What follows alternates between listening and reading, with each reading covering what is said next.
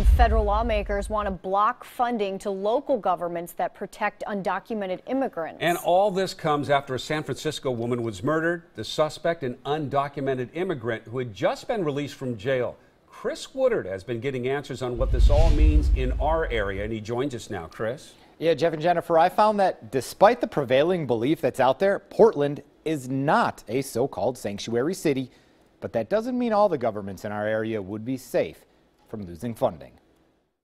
I think it's an attack against immigrants. Romeo Sosa doesn't like what he's hearing from Washington, D.C., and it could have a big impact on what he has planned for Portland. We're working to make Portland a sanctuary city. These so-called sanctuary cities are places where undocumented immigrants are not turned over to federal authorities for deportation. Now, lawmakers from both the House and Senate have introduced bills that would strip sanctuary cities from federal funds if they continue to ignore immigration law. Suddenly a shot rang out. Kate fell and looked at me and said, "Help me, Dad."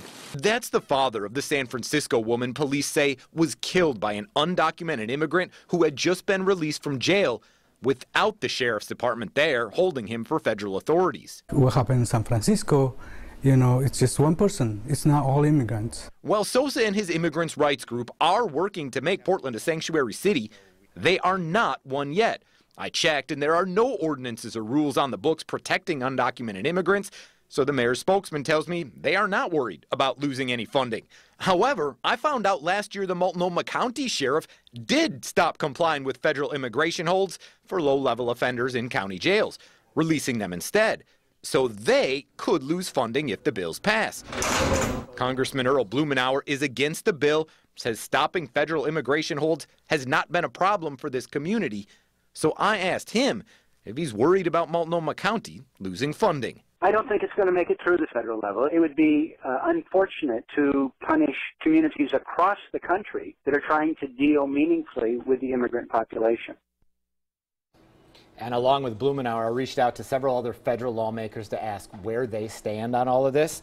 Greg Walden, Republican, supports the bill. Senator Ron Wyden, Democrat, he says he's opposed.